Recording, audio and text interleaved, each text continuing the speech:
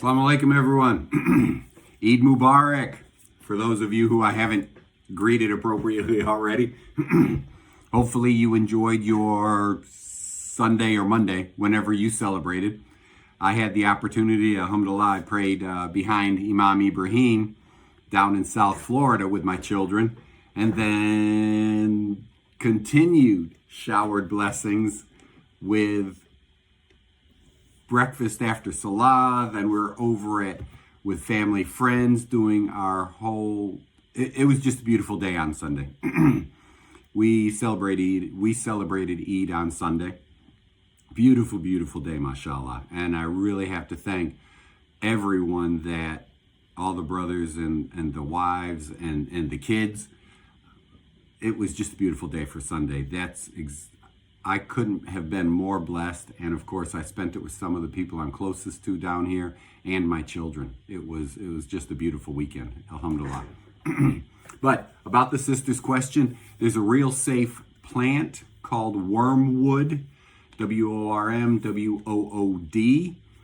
I would recommend talking to your physician, because I am not your doctor, so there's any advice I give you is prefaced with the idea that there's a whole bunch of things that could be going on, and I would prefer anything I say to you be taken to your physicians, the people that you are most familiar with. You've got your physicians, the nurse practitioners, whatever the case.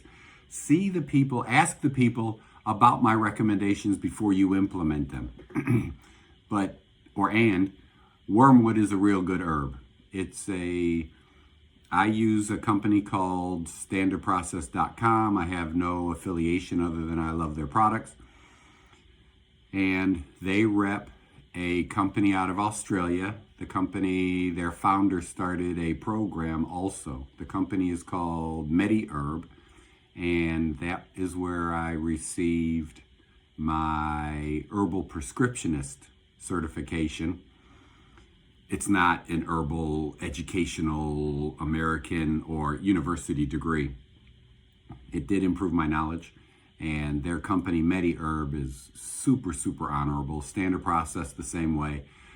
Even if you find it somewhere else, I would always recommend going to standardprocess.com and comparing your product to theirs in terms of grams or milligrams, recommended usages, contraindications.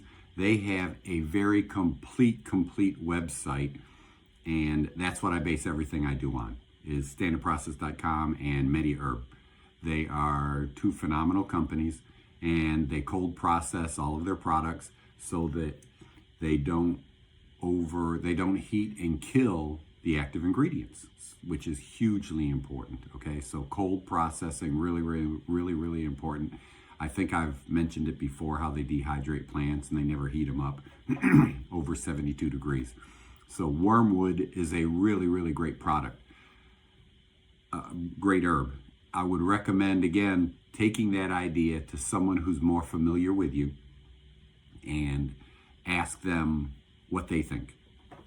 Now, with that in mind, let's move on to the hearing portion and the touch portion. If we can, I'd like to move into taste and proprioception also. If we don't have time, because I really want to address questions, then we will cover those on the next the next class. So the first ones we went over, we reviewed the mini mental exams that we talked about when Sister Layla gave us an example of what they did with hers on her home health visit, or the beginning of the year healthcare. We went over smell, how it's addressed by the right brain, how it's addressed by the left brain. Smell stays ipsilateral, so if you're trying to stimulate right brain, you stim from the right side. If you're trying to stimulate left brain, you stimulate from the left side. Guys, you can put it any scents on your mustache or beard. Sisters, put it on your hijab. I always recommend make sure your skin isn't irritated by the oils and it doesn't stain, because some oils are strong enough, they'll stain. We then talked about vision, and again, I mentioned a big thing for me are red, yellow, and orange for the left brain stimulation, and blue, green, and indigo for the right stimulation. I'm a big fan of reading everything out loud for stimulating the brain, in particular the verbal centers on the left. I love reading out loud. I love reading by itself. Remember when we talked about the frontal eye field, focused attention, that'll stimulate both sides, both lobes, right? In the frontal eye field, the fact that you've got eye movement, believe it or not, that is a motor center stimulation. And then by reading, it's focused attention, again, the frontal eye field, and your motor centers along with your verbal centers on the left. And then, of course, the right side has verbal big time comprehension, the why the author wrote it, what else? Figure out the whys, if I can say it this way. The left is the what was said, what was done, details, that kind of thing. The right is the why, the big comprehension, the overall picture. People like jigsaw puzzles. Really cool that it actually works both sides of the brain if done, depending on how you want to do it. When I talk about brain stimulation, some people like to do shapes of pieces and trying to fit it in. Other people like to do colors. Some people follow a pattern from outside in. Some people go inside out. Autistic kids, really cool. Pattern seeking, you should see some real strong autistic kids that can actually flip the puzzle pieces upside down and put it together, not even color schemed, but based on the pieces fitting together. If that's not pattern recognition and a superpower, I don't know what is. A lot of this brain imbalance, whatever side is the strong side, is not something we want to dampen down. The Milillo method, the Milillo approach, and the approach I use is about strengthening up whatever the weak side is. Because imagine if you've got genius level skills on one side or the other, you're a huge empath, you're real super sensitive, you're maybe even too self-aware, you tend to shy away from contact because you find everything so overwhelming. Or maybe you're severe left and your family and friends tell you you're too mean, you're too strict, you're too whatever. At the same time, you're very goal focused and you got to get the project done, and your teachers may love you in high school and stuff because you're so hyper focused and the work's always done, and your writing is small and neat and very precise and that kind of thing. Well, those are actually superpowers. They aren't weaknesses. So what we do is pretend you're way too emotional, way too right-brained, and I say emotional in the sense that hypersensitive, hyper empathetic. What else can we say? And you over worry about everything. You're too receptive. I have a patient like that. She told me when she tends to be very empathetic. That's why she does what she does. And she said she literally goes home at night and decompresses because she feels so much for her patients. Well, now what you do is, if that's your train of thought, then what you want to do is ramp up the logical side, right? And that's what during the day, she can be logical and less reactive, but by the time she gets home, she's got to totally unwind and relax. But that's what you would do. If you've got a superpower on the right and sometimes it's overwhelming, like we've talked about before, push that to the left with something. Stimulate the left side. Do the sense. Do the vision. Do the colored glasses. Read out loud. Move things to logic. If you're super logical and you're not emotional enough and you're not empathetic enough, stimulate the right side. And again, blue, green, indigo, smells on that side. All of the things that we talked about. Now today we're going to talk about something real simple to understand, and this is hearing. Like vision, the right field of vision crosses to the left, and the left field of vision crosses to the right. That way, both hemispheres gather all of the same information. Hearing. Left hearing crosses, the right hearing crosses to the left, and the left hearing crosses to the right. So, of course, it's going to be picked up a little bit ipsilateral, same side, and then it's going to jump contralateral or opposite side. And that's where it's going to be processed. for the most part. But then you have overrides with, like, I'm talking right now, and you could turn your left ear towards it because you want to stimulate right brain function and comprehensive more, or however you want to do it. But the idea is then verbal word and definitions for the words I'm using will still be on the left side. So there's some sound that there's the overrides of what hemisphere is better at certain skills than others. Like I said, word definition, word finding, definitely a left brain skill. Fine detailed motor movement, a left brain skill. Speaking, obviously a fine detailed motor movement, left brain skill. Comprehension, understanding, the big picture, right brain verbal skill, right? So now with hearing, some of the easiest things to do, it's definitely going to stimulate the contralateral or opposite sides temporal lobes, okay? Hugely important. That it's a great trigger. Sounds, and particularly music, in our case as Muslims, inshallah, we want to use maybe our favorite Quranic reciters and listen to those. I know I have the Quran on my cell phone, and I have one reciter that I listen to all the time. I listen to all of them to see which one I like the most, and this is the one I listen to all the time. Tonight I'll listen to it before I go to bed because I'll listen to Surat al-Kahf in Arabic. I find that hugely relaxing. So that's something you can do in place of, rather than music. For the non-Muslims, I would recommend all of your favorite music. I told you a great story, not that I recommend music, but music therapy works. I'll say it that way. Music therapy works. There's a great story. I think I learned it from Dr. Malillo. He was talking about a grandmother. Big stroke, non-responsive, no verbal, didn't respond to verbal, was just fully alert. It looked like she was fully alert. Everything functioned correctly, totally unresponsive. They had her sitting there in a assisted living facility, 24-hour monitoring and all that stuff. They dress her, they bathe her, everything was good, no fight back, but no response either. Had to help feed her, all that stuff. Her granddaughter came in one day and said, well, let's at least play her favorite old music, her favorite music. No sooner did they turn the radio on or the music on than she started singing along with the songs. True story. Started singing along with the songs. Moved her right through playing all these songs, got her stimulated, and that's what I'm saying. Not only, when we think about memory, a lot of us get caught up in the hippocampus organ. You can Google it if you want to. I'll try not to be too distracted tonight.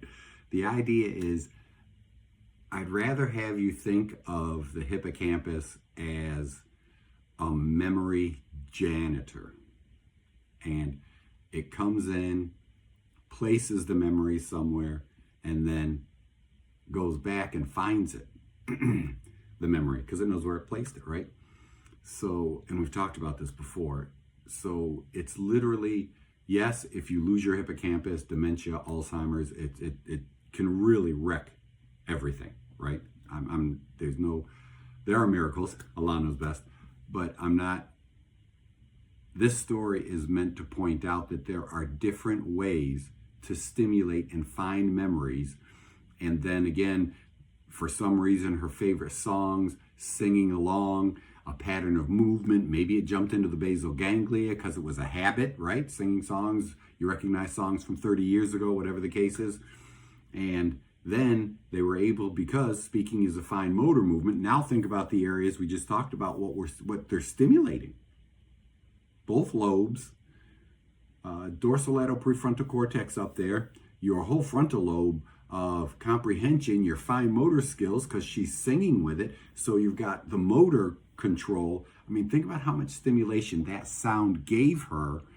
And another thing to remember about memories is memories aren't stored together in terms of just time frames, like All of my memories from yesterday are stored together. All of my memories this morning are stored together. All of my memories with this talk aren't stored together between the 6:30 and 7:30 or whenever we finish today, right? They're not stored like that.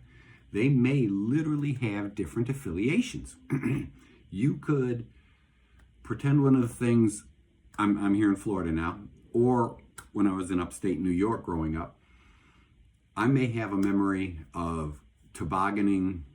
I do have a memory of talking, my brothers and I talked my mother into tobogganing down the hill with us. Don't go over what's the worst thing you can tell a child is don't do, right? So she gets on the toboggan. There's a couple in front and a couple behind because there's 4 boys. And so we're on this toboggan.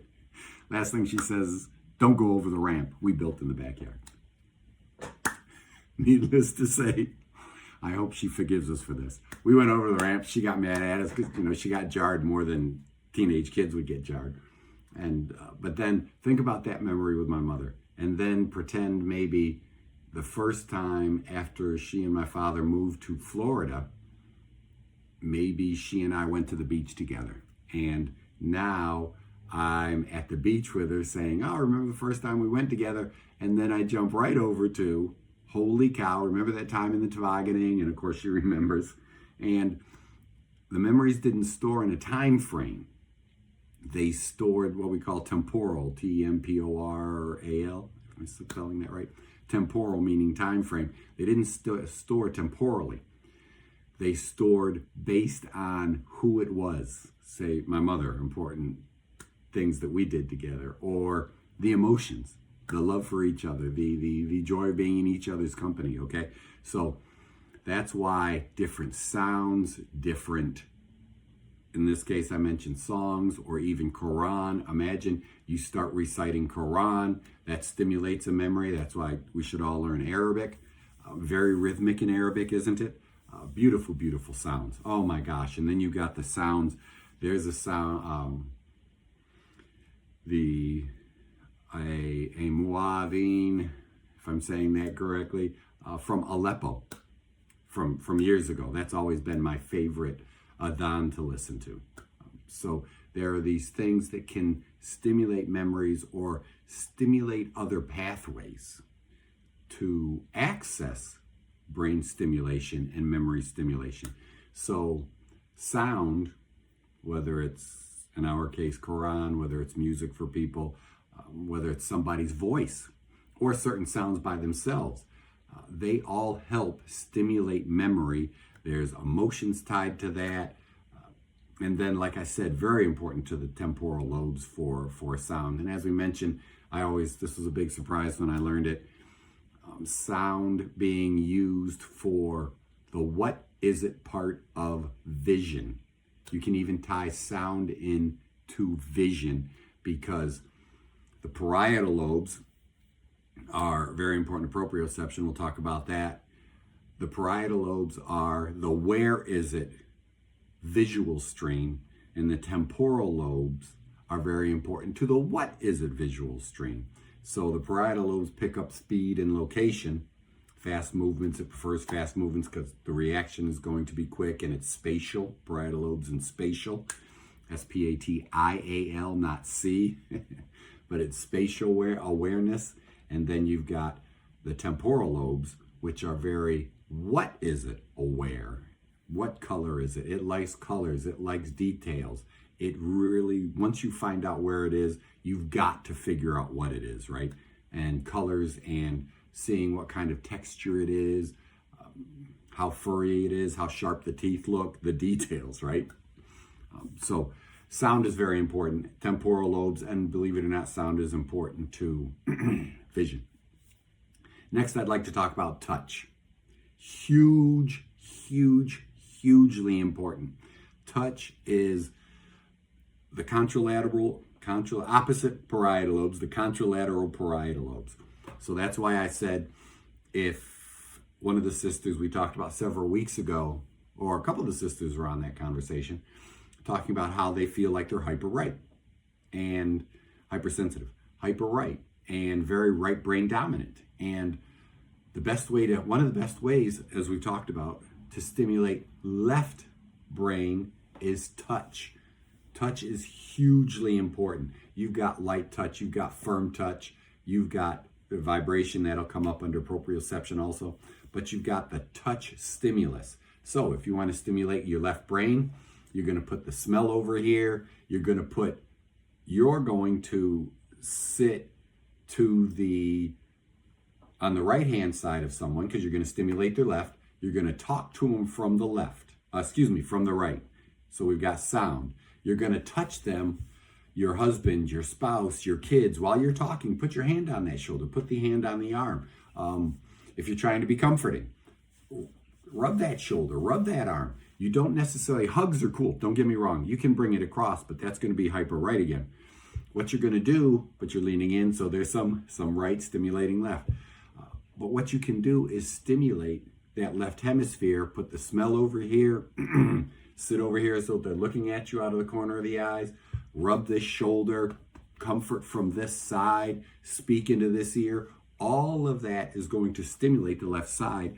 And for you hyper right people, what you want to do is get that right-sided stimulation to stimulate the left side of your brain. And if you use, I'm not a big fan of ear pods because of the electrical current and stuff. I do use them occasionally, but not most of the time. I have a plug into my phone and I just put them in. Put the sound in just one ear. Literally, put it in just one ear, whatever you're trying to stimulate that day. If you're listening to a lecture and you're trying to get the big picture, put it on this side. You'll get the verbal side, right? But then you'll get the big picture comprehension, what's he trying to say side. Put it on this side, get the more details, what, the whys, the dates, the memorization.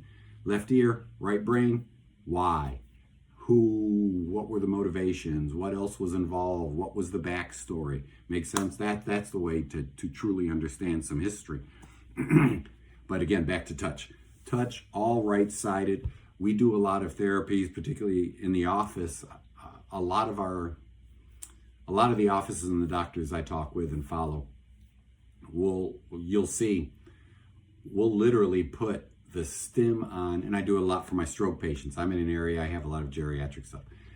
I stim the opposite side of the body to the point where we'll even put a light to tolerance TENS unit on them, and we'll stimulate. I prefer most of us prefer putting it over the back, and we'll put a TENS unit and put a light electrical current while they're on a vibe plate.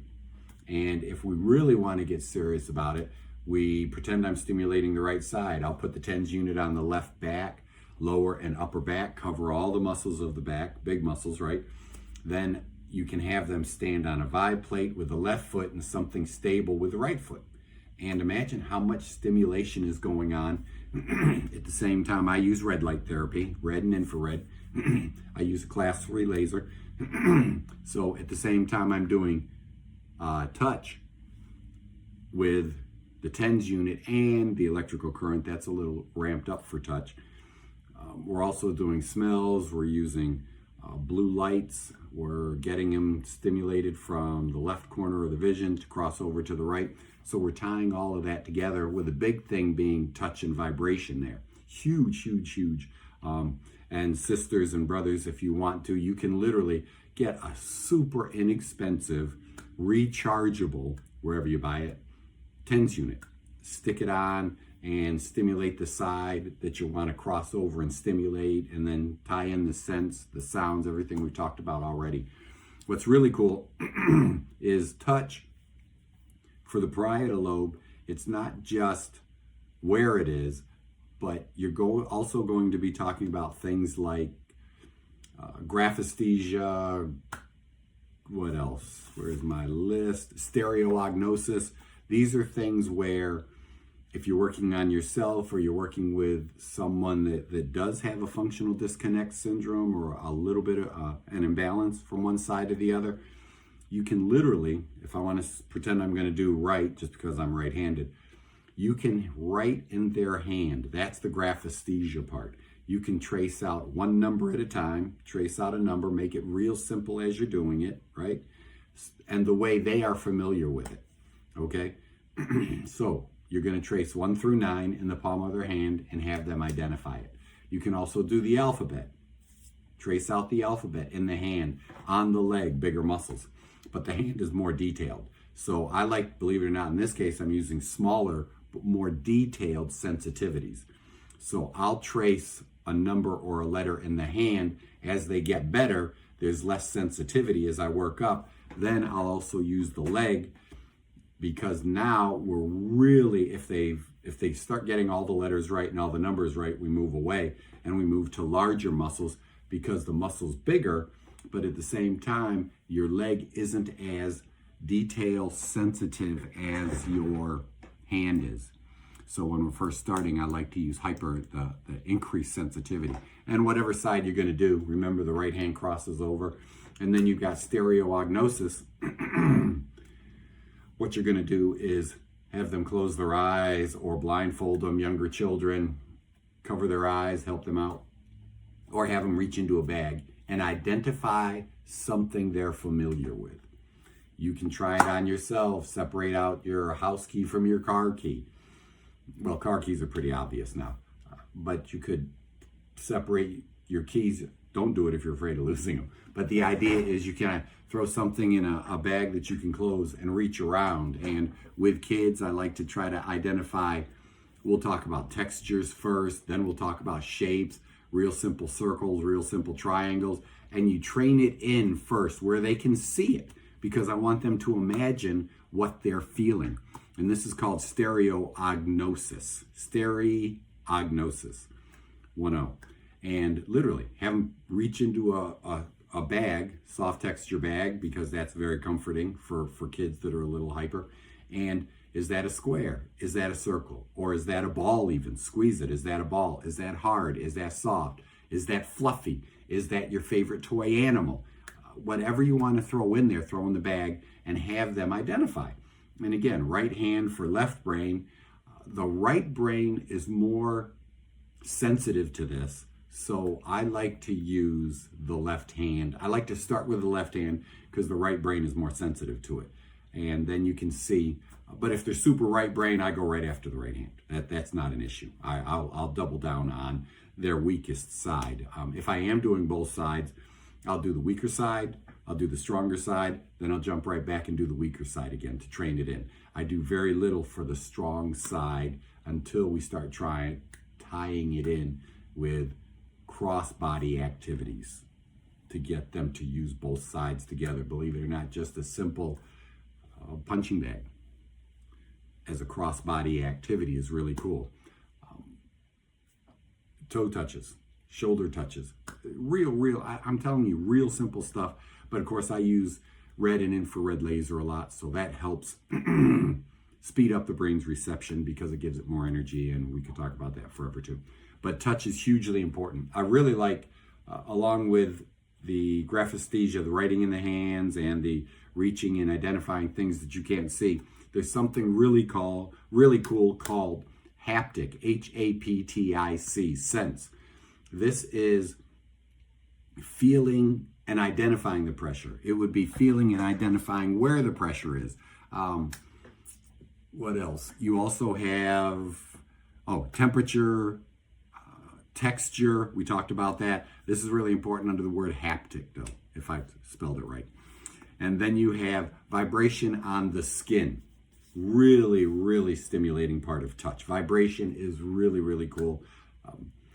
We use it a lot with stroke patients, although sometimes that side might be hypersensitive and a vibration might be too strong and stimulate the pain pathways also. So we wouldn't use it there.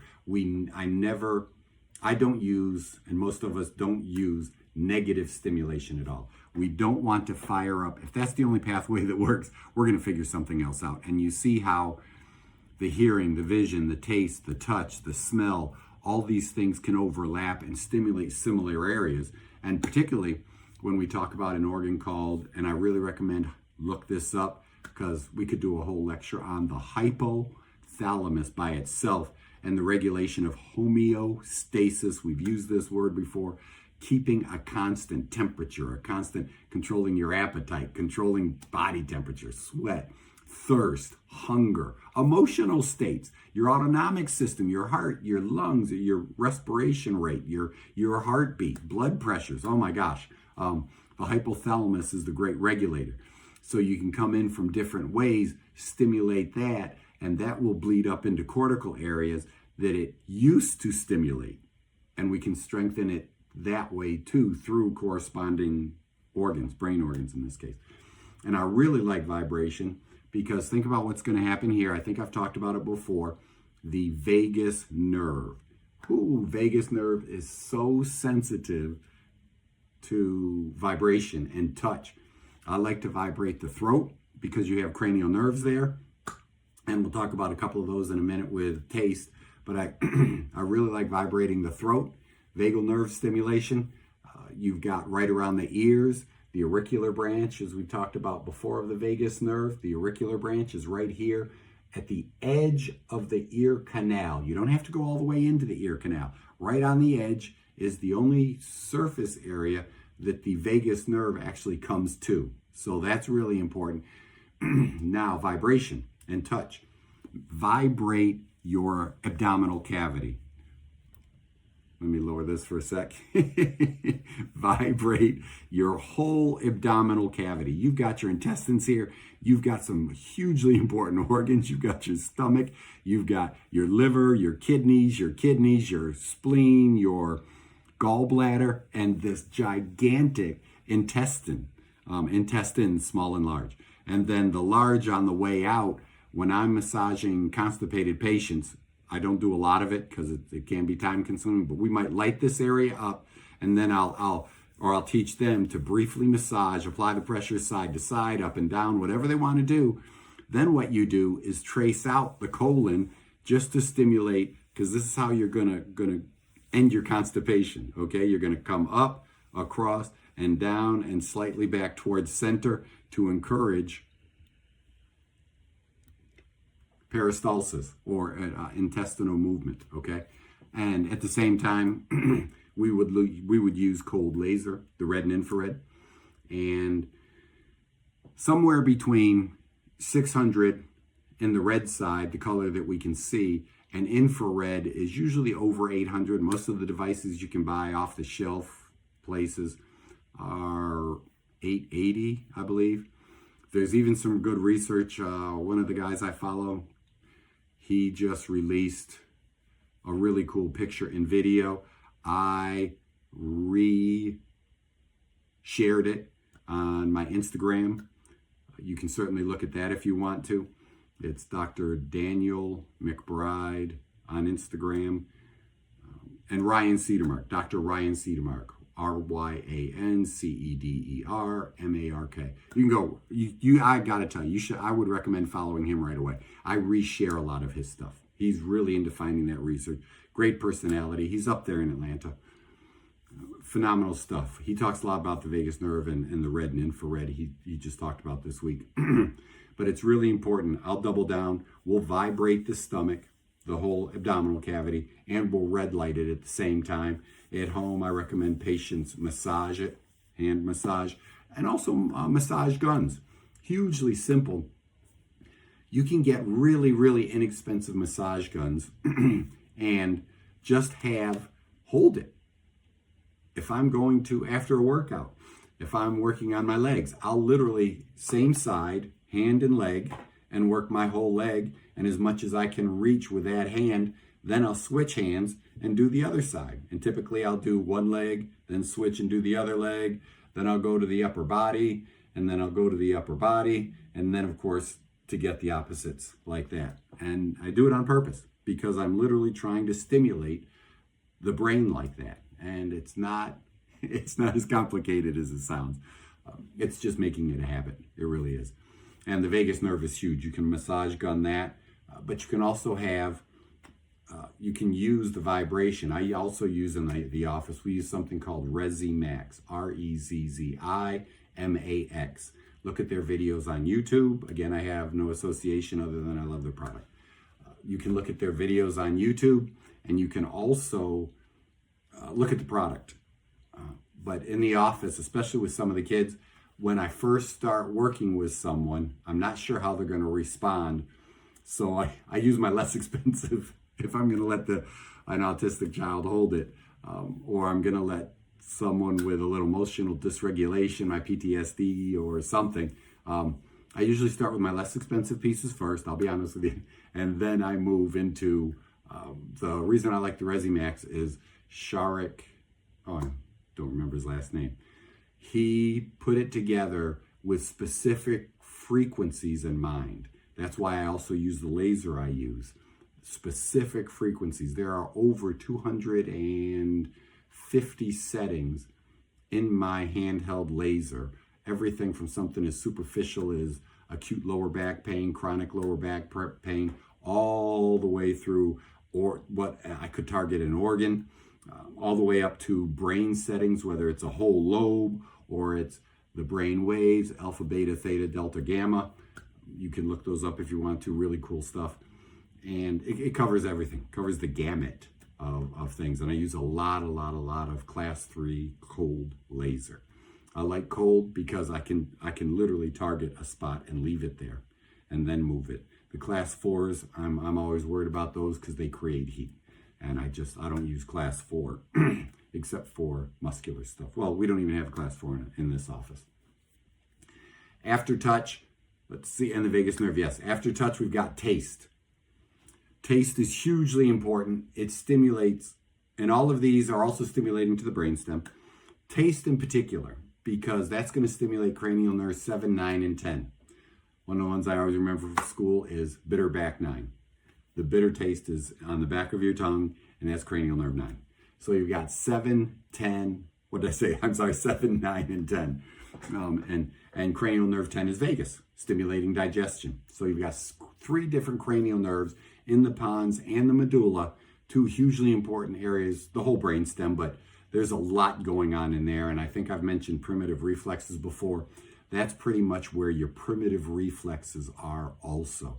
So you can use taste to stimulate your to help improve your primitive reflexes. I might give the child something that they like, a flavor, while I'm working on the brainstem with the red light, red infrared, I say red light, with the laser light. And then we throw in other things too, but taste is really cool. Like I said, 7, 9, and 10 in the brainstem. Let me run through this list. There's the nucleus tractus solitarius, which is also in the medulla. You've got the thalamus. We talked about that. You've got the insular cortex. Then you move out into the cortical areas even more with the gustatory cortex.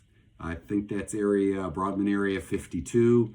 And then throughout the whole frontal lobe, along with that. Up in here, I think, or frontal operculum. I'd have to look to be detailed about it. But I believe it's area 52, the gustatory cortex up in here. And then a lot of frontal cortex to figure things out. Really cool with a nucleus tractus solitarius based on where it's located. I wrote this down to make sure you get a grasp of what's taking place. And remember, we talked about hypothalamus earlier. Homeostasis, involved in everything, maintaining level in your body, whether it's temperature, taste, touch, circadian rhythm, sleeping, emotions, autonomic function. Nucleus tractus solitarius functions. Sensory integration, integrating all of your senses. Taste helps with that. Autonomic functions, like we talked about, heart rate, breathing, dilation, constriction of the eyes, all of these functions. And we also have what I just mentioned, your circadian rhythm. It's all about autonomic functions. Heart rate, respiration. Now we jump into homeostasis with your circadian rhythms. Then it's also hugely important to emotions. That's part of your homeostasis, staying in the middle, staying in control. Sometimes you have to imagine fight or flight, life or death. You better ramp it up 100%, right? And get out of there, or fight for survival if you've got to protect yourself in a dangerous situation. Quick responses, driving, avoiding accidents and things.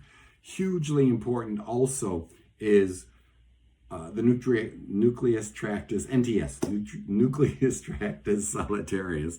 Google it up. It's really important to a couple of hormones also. Oxytocin, most of us know what that is, and vasopressin for fluid levels. And it has something to do with blood pressure and kidney function, a bunch of things. Really cool. So here you've got taste, involving the nucleus tractus solitarius, taste, and improving oxytocin and vasopressin. The idea is that, remember, taste, breastfeeding, oxytocin, hugging your mother. Real cool research, believe it or not. And I'm thinking it probably helped with the father also. I'm hoping when my kids hug me, all four of them, Malik, Khadijah, Tahara, Abdurrahman, that they get a flood of oxytocin. I know I get the love hormone going. It's so much comfort and joy, right? But imagine taste can stimulate that also. And be very aware of that if we shift to bad stuff. You've got addictive behaviors, addictive eating, that kind of thing. Food addictions, because of that comfort release based on taste. And comfort eating, hugely important for controlling autonomic responses, because the minute you start to eat, you stimulate vagus nerve. But as long as you realize that's what's taking place, then you can work on controlling it. I'm a big fan of people that overeat, and I'm a big fan of when people overeat, that go with fruits, vegetables, and things that are good for you. Go ahead and eat as much as you want to. Like I've said before, if you can put down 2 apples in one sitting, or 3 or 4, or anything like that, it's hard to overeat fruits and vegetables. But they are good for you as compared to how easy is it to eat a $9 or $7 bag of chips or whatever they are now, and all these crazy tariffs we are now implementing. It's a whole lot easier to eat fruits and vegetables. It really, really is. They're more filling. They're better for you. Yes, you can think about the pesticides, but I got to tell you, the preservatives, the food colorings, the foods, the non-food items that are in these preserved foods have to be as bad as the preservatives. You can scrub them off. You can do whatever you want to. It's whatever you can do. All these videos that come out about cleaning your fruits and vegetables, do it. It's better for you. And if you're going to overeat fruits and vegetables. We're done. There's no other discussion. Okay. You get your sugars out of that. Yes, insulin. I know. But guess what happens when you drink a dietary or an artificial sweetener? Oh, it's not sugar. The problem is insulin is released based on taste. Taste, not amount of sugar. So if it tastes sweet, your body reacts as sweet. Be clear on that. If your body waited until it measured the amount of sugar in your bloodstream, you'd already be hyperglycemic and you'd be in big trouble. Too late to take your shot, right? You'd be rescue call every time. So what happens is, based on taste, your body starts releasing that insulin to get your system prepared. So it pulls the blood sugar out to clear space, make room for more sugar, right? For the sugar you're taking in. Now imagine you pull that sugar out. What are you doing with it? The muscles are probably already full. The liver is probably already full because you're not exercising at that point, right? It's literally, boop, turn it into fat. So now your insulin raises. You're not using the sugar. You got to get it out of there. So you push your circulating glucose. You push your circulating glucose into fat storage. Now you've got an artificial sweetener. So where's your blood sugar levels? Insulin lowered them.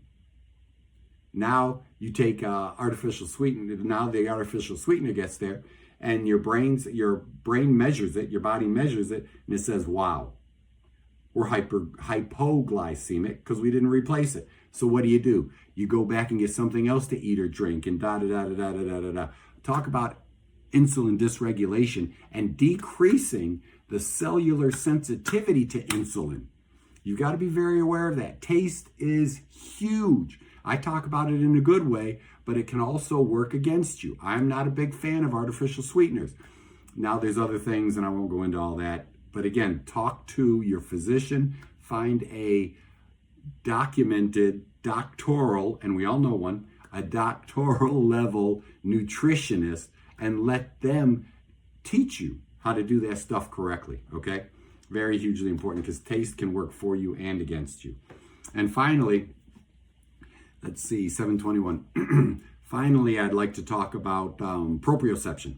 This includes coordinated movement, balance, and spatial awareness, okay?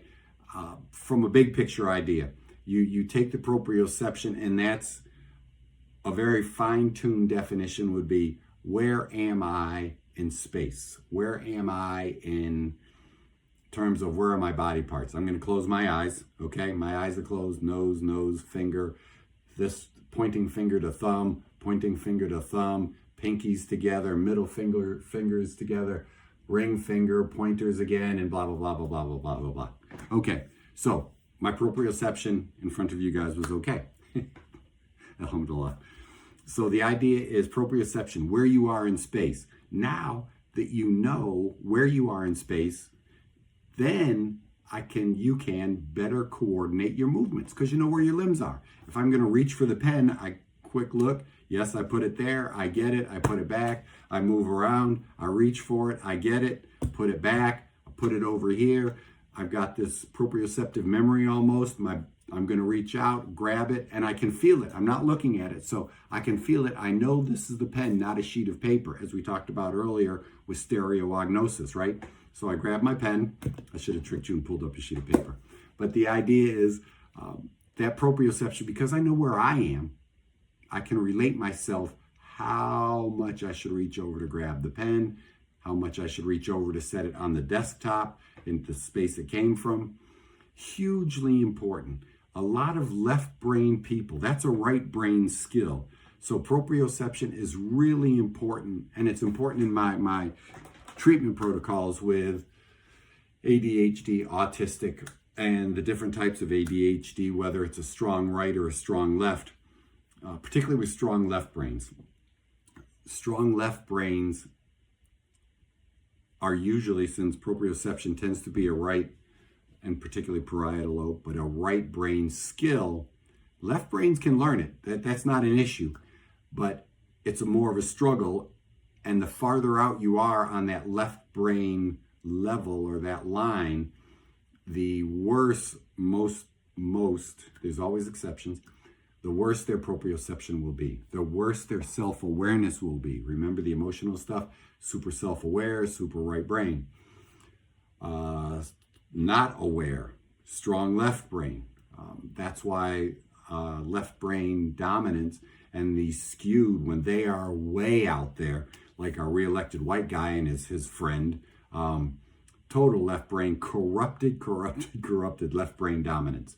Not like most of us that lean left or right, but this is skewed out there.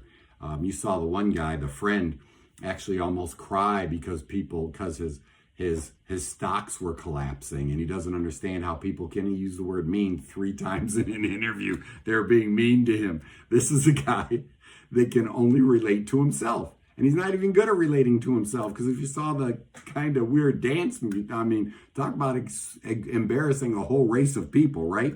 And all males in the world. I mean, he and the reelected white guy, no rhythm or muscular coordination at all. When you see that video, understand clear demonstrations of really corrupt. Some of us are just a little left-brained, but these guys are corrupted left brains way out there. No real good motor control, no good motricity. It's just embarrassing, and no awareness. And he only has empathy for himself. Clearly in that interview, he didn't understand. And it's like, you're costing all these people their jobs, and you're mad because you lost a couple of $1 billion. Doesn't make sense to me. There's no other empathy. There's no other understanding, if that makes sense. So proprioception, hugely important, because that is you first and your self-awareness, right? Right brain skill, your self-awareness, and then your awareness of what's going on in your surroundings. With that in mind, then we can deal with coordinated movement. We can deal with balance, because you know where you are, and spatial relationships to everything. Some real easy things to do for proprioception and coordinated balance and spatial relationship. First, you start with, say, a dual leg stance, feet side by side. Do it what you should be able to do is hit 30 seconds, and more is better, 30 seconds to 60 seconds with your eyes closed. Make sure it's in an open area, not next to tables and chairs and all that stuff, or put it next to a cushiony chair or next to the bed, okay? Make sure you're safe. If you need to, put something right in front of you or right next to you so you can grab it.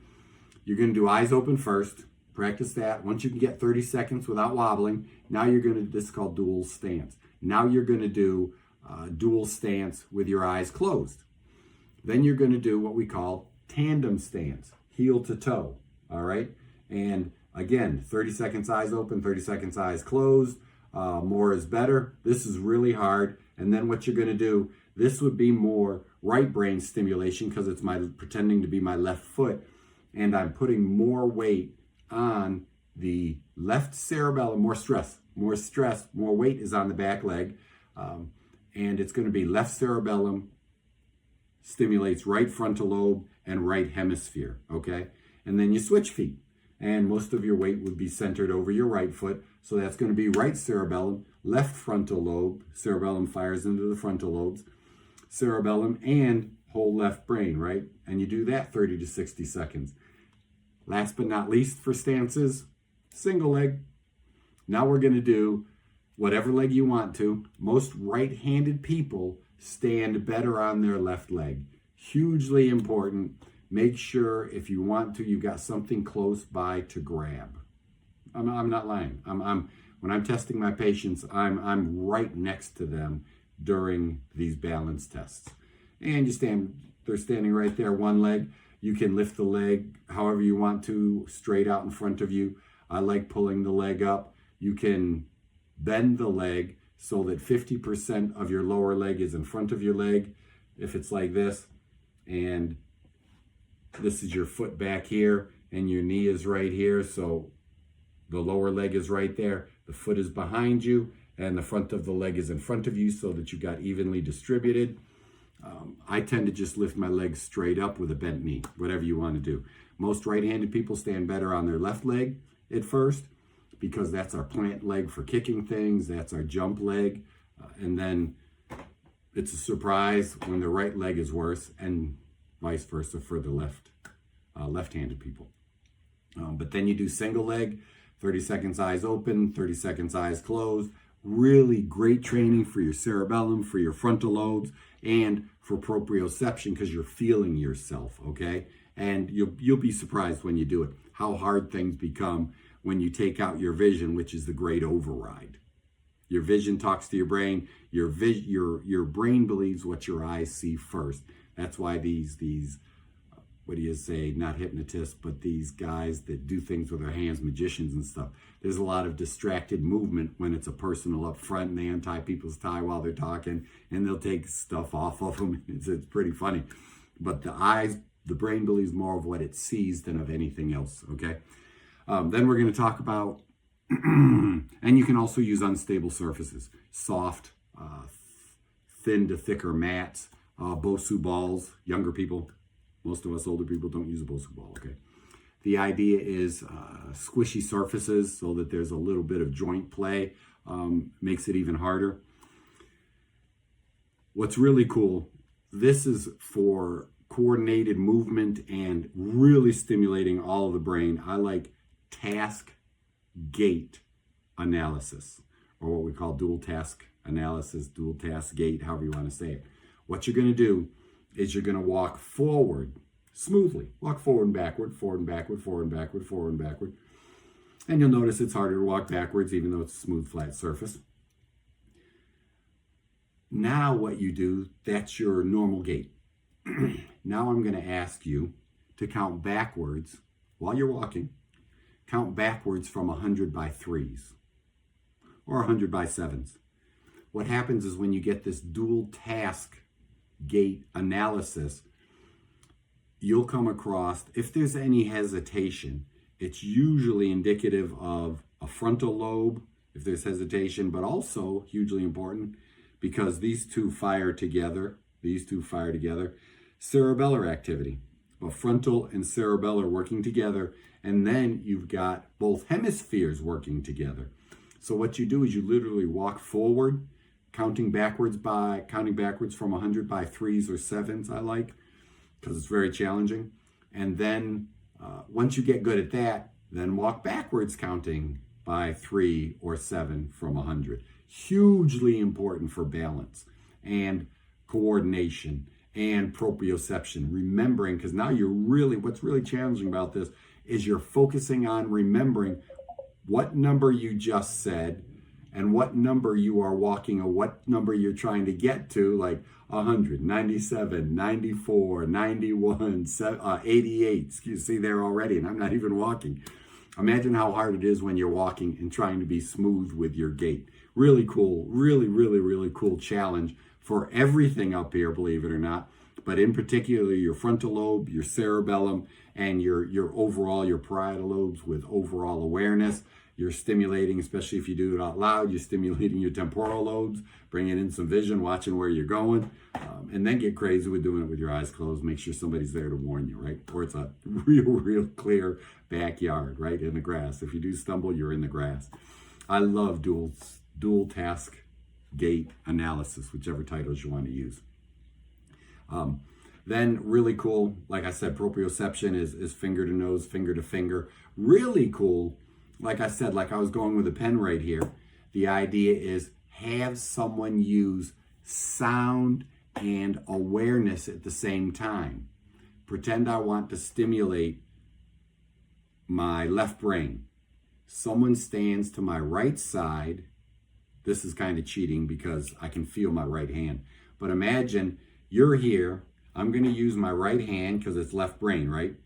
I'm going to hear someone snap a finger over here, and you want to go and try to touch that sound. You are using sound, left brain. You are using the right side body, left brain. You are also using your proprioceptive senses, your parietal lobes, particularly over here. Then the smooth, coordinated movement, meaning you're not overreaching or underreaching. And then, believe it or not, you will actually try to visualize. And remember, we talked about that. Visualization works. Even when you have your eyes closed, your eyes move towards the target. And your brain is trying to visualize it, so it'll move them over. So we've got another motor center and we've got visual, although you can't see anything because your eyes are closed.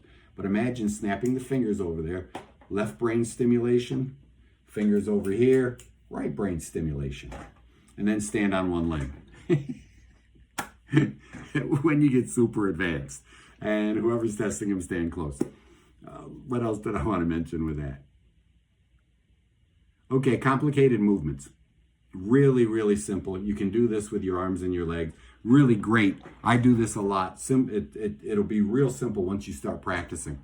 Smooth, complicated movements are very cerebellar, but you're also using your motor centers, which are frontal lobe, okay? And you're using proprioception, especially if you do it with your eyes closed. I'll keep it tight here so that I'm in front of the cameras. Excuse me. But what you're going to do, however you want to position your hand, you're going to just do a smooth figure 8, all right, horizontal and vertical, okay? And then I would recommend, in a big way, if I can, literally out of the screen. The bigger the movement, the more stimulation you're doing, all right? And then do the left side, blah, blah, blah. Do your legs. You can't see, but you can do the same vertical and horizontal figure 8 with your legs and feet. There's more muscle there, so there's even more stimulation into the brain. That's why balance, dual, tandem, single leg stance is really important. Once you get good at those, you can do like baby squats, just a couple of inches to really challenge your balance, but stimulate more muscle activity into the brain. Your legs are hugely important. That's why I said earlier, I like to tens the legs or I'll tens the back, depending on the patient. And especially with strokes. Ooh, I love doing things through the legs, the feet and the legs. That's why I use a lot of Vibe platform for my stroke patients. lots of it. Even if it's at first sitting with just their feet on. I want that sensation. I want their brain to pick up the pathways. Stroke patients, brain trauma. If it doesn't irritate, we use it to stimulate, clearly.